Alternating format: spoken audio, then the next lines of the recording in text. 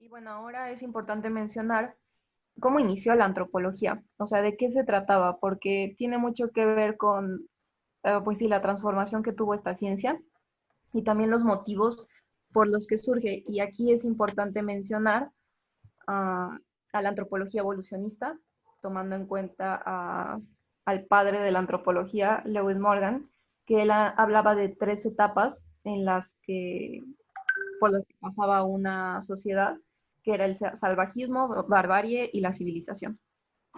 ¿Cómo se le llamaba su teoría, Mai? Pues era evolucionista. Bueno, si quieres saber un poco de él, pues sí, realmente fue el primer autor de un texto antropológico. Él lo que hizo fue enviar encuestas, o sea, realmente él no hizo trabajo de campo, simplemente envió encuestas y ya con eso hizo, hizo su trabajo. Él era abogado, él no era, pues sí, no, si él es el padre de la antropología, pues no tiene un título como antropólogo y él se refiere como al desarrollo tecnológico como base para el desarrollo y progreso. ¿Por qué se le llamaba evolucionismo a su teoría? ¿O en base a qué había de moda en ese momento para decir evolucionismo? Pues fue por estas etapas que él considera para una sociedad, que es pasar del salvajismo, barbarie y luego ya la civilización. Se basaba en la teoría de Darwin, ¿no? Uh -huh. De que las especies pues evolucionan de una forma menos compleja a otra más compleja, pero ¿Darwin era racista? Creo que sí, ¿no? Ese es tema para otra ocasión quizá. Y Sí, pues si quieren que debatamos al respecto, también déjenlo en los comentarios. Sería algo fascinante realmente que quisiéramos hacer. Pero sí, hay que tomar en cuenta que Darwin estaba haciendo una teoría biológica. ajá. Obviamente estamos hablando de la evolución de las especies. Ya sabemos todos cómo pues, es esto, ¿no? De una forma simple de vida a una forma más compleja de vida. Y bueno, esto, pues estamos hablando del siglo XIX. Todo esto está sucediendo en el pleno siglo XIX. Europa está conquistando, bueno, no Europa como tal, sino muchos reinos, muchos países colonizadores, industriales, en este caso Inglaterra, que lleva el primer lugar en la colonización del mundo, pues está teniendo esta situación, ¿no? A nivel más grande, pero Darwin lo está aplicando para las especies, para la biología. Pero obviamente esta es una teoría que se prestó para otro tipo de interpretaciones y pues por eso tenemos a Lewis Morgan, ya lo dijo May, el padre de la antropología, aplicando esto para generar la primera teoría antropológica formal, que es el evolucionismo cultural. Y bueno, pues es la primera, estamos hablando del siglo XIX. Eh, Sin embargo, pues podríamos dar muchas críticas, o sea, en general se hizo muchas críticas después de que la postuló y el siglo XX definitivamente hizo que esta teoría fuera pues debatida y totalmente, pues no olvidada, pero sí dándole el aspecto de antigua y que tenía que ser reformada o reconceptualizada. Pero lo peor es que hoy en día yo creo que hay muchos grupos como de blancos supremacistas que se basan en esta teoría muchísimo. O sea, creo que incluso hay unos en Estados Unidos que dicen, o sea, se basan en la teoría de que, por ejemplo, aparte lo usan mal porque dicen, se hacen pruebas de ADN, o sea, usan la ciencia, se hacen pruebas de ADN para decir, tengo tanta sangre de Neandertal, tanto ADN de Neandertal, y entonces eso quiere decir que somos más inteligentes porque los neandertales tenían un cráneo más grande. O sea, y eso no tiene nada que ver porque obviamente no es, o sea, no están entendiendo cómo funciona la evolución humana y que los estudios que se han hecho de antropología física no dicen nada sobre la inteligencia, o sea, sobre si un grupo humano era más, o sea, el neandertal era más inteligente que el homo sapiens, no se sabe, o sea. Si quieren un debate sobre el Neandertal y la arqueología evolucionista, también déjenlo en los comentarios. Estaríamos encantados también de debatir al respecto. Sí. Igual, ocupan escalas subjetivas como lo que es el IQ, que es incluso un índice totalmente subjetivo y nada realista en cuanto también evaluar la inteligencia objetivamente porque ni siquiera ha sido bien definida. Hay muchas teorías sobre la inteligencia, entonces esto viene a que obviamente Morgan propone algo en su momento y en lo que había en su época, siglo XIX. Y obviamente también tenemos que verlo, ya lo dijo Mai, el estadio principal o al que aspira una sociedad es la civilización. Sí. Pero obviamente, ¿qué civilización? Eso es algo que incluso actualmente arqueológicamente y antropológicamente no se define porque es muy amplio, es subjetivo ese término.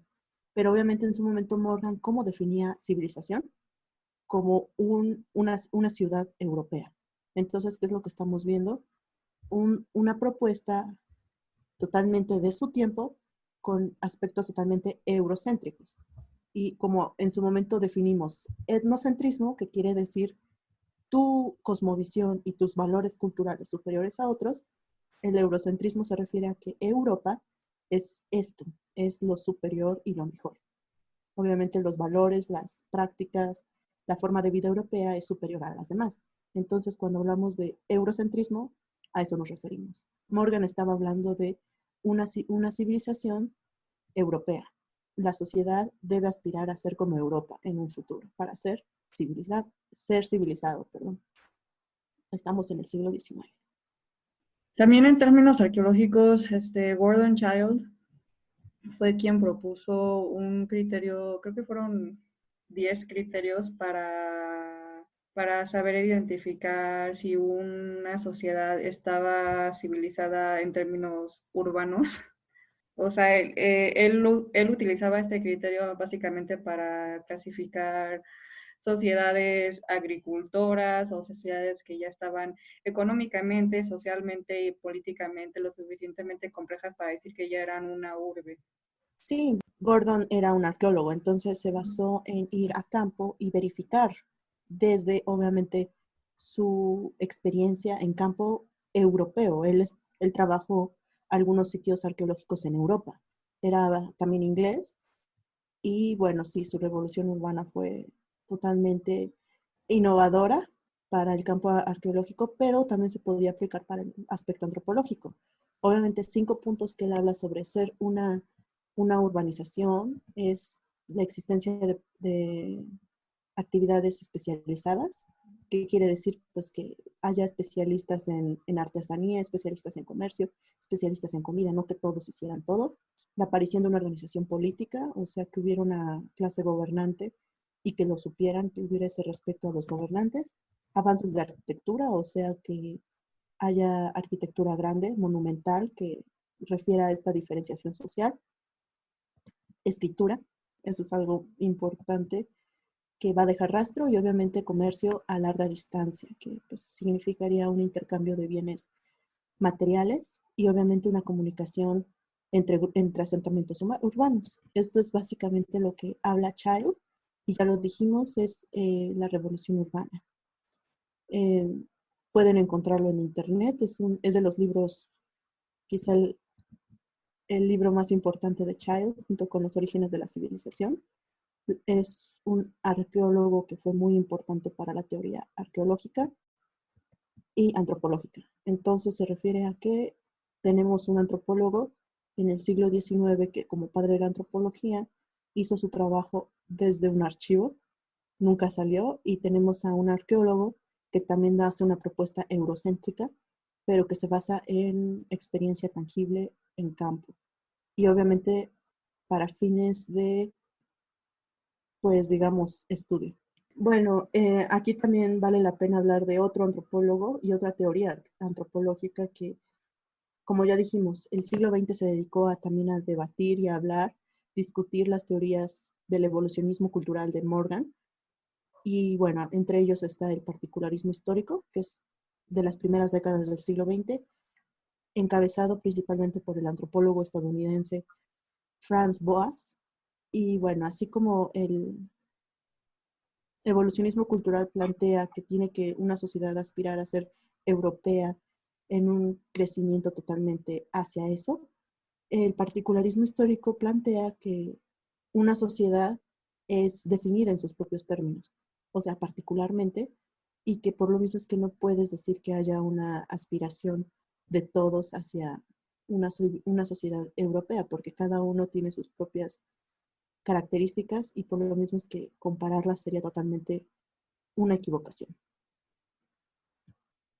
Sí, y es aquí cuando ya empezamos a ver este concepto de que,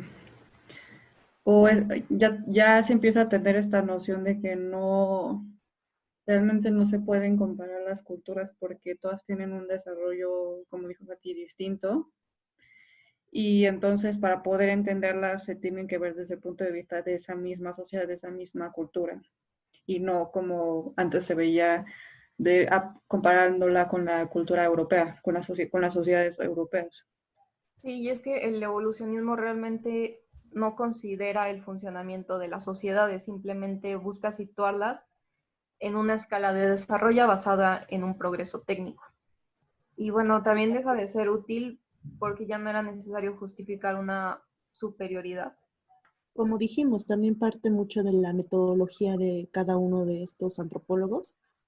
Morgan hizo simplemente una comparación de archivo, basándose en lo que encontró en la biblioteca más cercana a su domicilio y leyó todo lo que pudo y comparó con lo que había ahí. En el caso de Boas y toda su escuela particularista, vemos antropólogos que hicieron campo y obviamente, aunque la escuela de Boas, o mejor dicho, la escuela boasiana, tiene esta idea común de no juzgar a las sociedades en aspectos o estándares europeos y cada uno se basa en sus propias características. Obviamente cada uno de los estudiantes de BOAS hizo su propia adecuación, porque obviamente salieron a muchas partes del mundo a estudiar y a entender estas sociedades.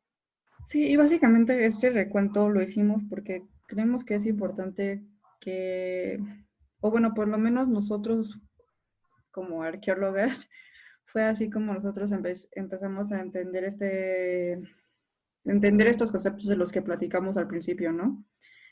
Yo no, o sea, yo no estoy diciendo que éramos racistas antes de entrar a la UDLAP, pero la antropología es muy importante cuando se trata de entender a otros grupos humanos, ¿no? Pues es que es el estudio de diferentes sociedades, grupos humanos, sociales. En el contexto actual del racismo, se aborda mucho de forma política hoy en día y no hay, o sea, no, en todos los discursos que vemos en las redes sociales, es muy raro encontrar un discurso que sea realmente como antropológico en ese sentido. Y cabe aclarar, no estamos diciendo que la antropología eh, esté exenta de errores. Como ya lo dijimos, es una ciencia que fue creciendo y también se tuvo que discutir, se tuvo que debatir y obviamente dar un sustento teórico para eh, revalidar quizá algunas ideas o totalmente descalificar otras, como ya lo dijimos. Morgan en su momento fue muy bien aceptado, pero tuvo que ser discutido y con argumentos totalmente científicos y con una metodología adecuada. No simplemente es negar a una teoría y negar una propuesta científica, eh, pero obviamente ahorita la antropología sirve para identificar que tenemos que ser más cuidadosos con con nuestros estándares quizá y con nuestras formas de comparar sociedades. Es algo un poco complicado cuando nos damos cuenta que es un examen de conciencia total, un examen individual y un examen que muchas veces tenemos que hacer incluso en la universidad. Sí, porque pues el término de racismo no se puede realmente entender si no consideras todos los puntos de vista, ¿no? O sea, está el social, está el político, está el antropológico, pero también tiene mucho que ver con el biológico.